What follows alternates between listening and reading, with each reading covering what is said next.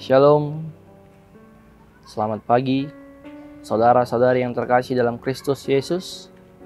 Sebelum memulai aktivitas dan mengerjakan segala pekerjaan kita dalam satu hari ini, mari kita bergumul, mari kita merenungkan firman Tuhan yang menjadi bekal kita dalam melaksanakan aktivitas kita. Kita berdoa. Terima kasih Tuhan, Engkau masih memberi kami nafas kehidupan. Engkau masih memberikan kami kesempatan buat boleh melakukan aktivitas kami pada pagi hari ini, hingga nanti kami menyelesaikan segala aktivitas kami dalam pekerjaan kami. Kami akan mendengarkan kebenaran firman-Mu.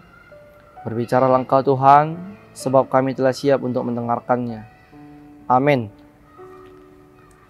Firman Tuhan yang menyapa kita di pagi hari yang indah ini tertulis dalam Zakaria 10 ayatnya yang kedua.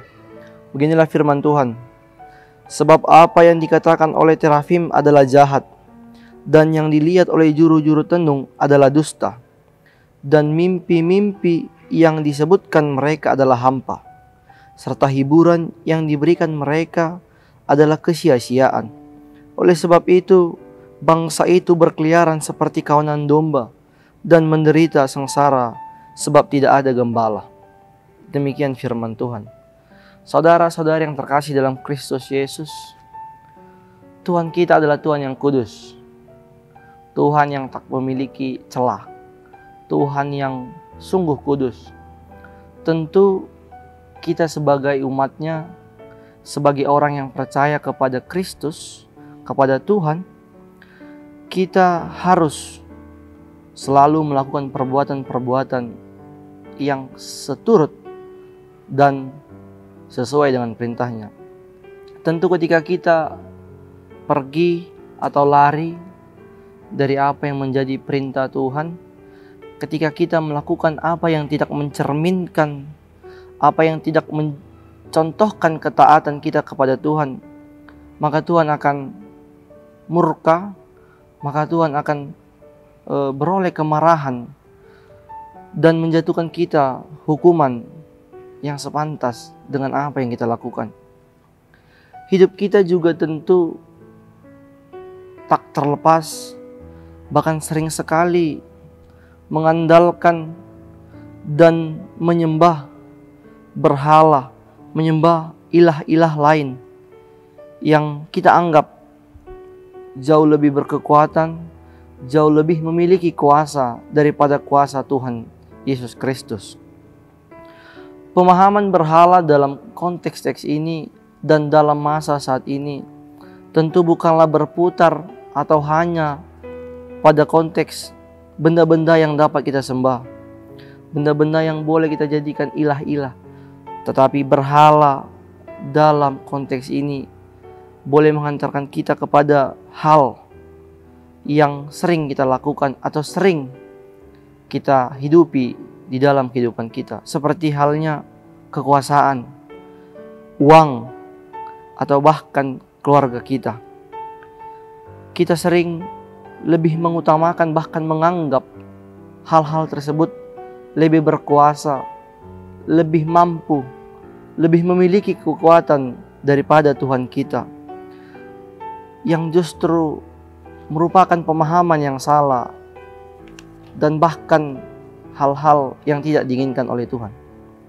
Saudara-saudara yang dikasihi dalam Kristus Yesus, percayalah, kehidupan orang yang percaya dan mengandalkan akan berhala, yang selalu hidup mengutamakan berhala, adalah orang yang hidupnya tidak akan memiliki keteraturan. Hidupnya akan menjadi kacau, bagaikan kawanan domba yang tidak memiliki gembala. Mereka kehilangan arah, mereka kehilangan tuntunan daripada gembala yang menggembalakan mereka. Saudara-saudari yang terkasih dalam Kristus Yesus, maka jangan pernah gantungkan, jangan pernah jerumuskan hidupmu kepada kehidupan yang mengutamakan, memprioritaskan atau mengandalkan ilah-ilah lain, atau mengutamakan kuasa-kuasa daripada kuasa yang kita miliki, itu kuasa Tuhan. Saudara-saudara yang terkasih dalam Kristus Yesus, mengimani Kristus, mengimani Tuhan adalah sebuah tanda atau sebuah karakter kita hidup dan kita patuh akan perintah Tuhan. Saudara-saudari yang terkasih dalam Kristus Yesus, Tuhan merupakan Allah yang sangat benci terhadap dosa, terlebih kepada dosa akan penyembahan berhala. Ia akan menghukum kita, bahkan kepada keturunan kita, keturunan kedua, ketiga kita. Itulah bukti Allah sangat membenci dosa akan penyembahan berhala. Sebab Allah kita adalah Allah yang sangat cemburu. Untuk itu saudara-saudari yang terkasih dalam Kristus Yesus, mari renungkan, mari ulas kembali kehidupanmu. Apakah kehidupanmu masih bergantung, masih bersandarkan akan kuasa-kuasa di luar dari kuasa Kristus? Mari renungkan, apakah hidupmu masih engkau gantungkan terhadap uang, terhadap kuasa yang kau miliki daripada kuasa yang dimiliki oleh Kristus Yesus? Maka bila hal itu masih berada di dalam hidupmu, mari saudara-saudari yang terkasih dalam Kristus, hidupmu haruslah bertobat mulai saat ini. Mari serahkan, mari kembali kepada iman yang hanya mempercayai dan mengandalkan Yesus Kristus sebagai Yesus dan sebagai penolong serta pemilik kuasa yang paling besar dari antara apapun yang ada di bumi ini. Maka setiap proses hidupmu akan dituntun dan diberkati oleh Kristus. Amin. Kita berdoa. Terima kasih Bapa, Engkau menuntun kami untuk senantiasa mengandalkan kuasa-Mu. Engkau menuntun kami, Engkau mengarahkan kami agar kami tidak terjerumus dan tidak menggantungkan diri kami akan kuasa-kuasa yang ada di dunia ini.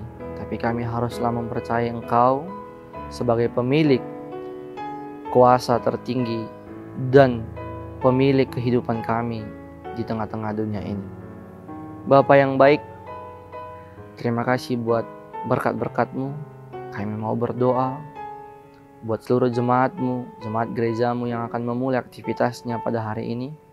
Engkau lindungi mereka, Engkau beri mereka hikmat, Engkau berikan mereka kekuatan dalam menjalani pekerjaan mereka di tengah-tengah pekerjaannya masing-masing, baik di kantor maupun di tengah-tengah rumah tangganya. Bagi jemaat-jemaat kami, bagi jemaat-Mu yang saat ini terbaring karena sakit, baik di rumah sakit maupun di rumah, Engkau yang memberi kesembuhan kepada mereka, agar mereka boleh kembali beraktivitas, melakukan segala aktivitasnya, dan melalui hidup mereka semakin termulialah nama-Mu. Kami adalah manusia yang terluput dari dosa dan kesalahan. Terlebih Engkau hapuskan itu, agar kami layak disebut sebagai anak-anak-Mu dan kami boleh menjadi saluran berkat-Mu di tengah-tengah dunia ini. Di dalam Kristus Yesus kami berdoa dan mengucap syukur. Amin. Shalom.